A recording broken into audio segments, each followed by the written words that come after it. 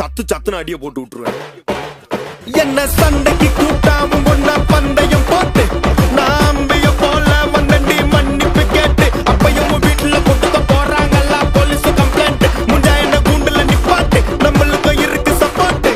உன்னை கூட்டுன்னு போவேன் ஜீப்ல வச்சு கட்டின பொண்டாட்டி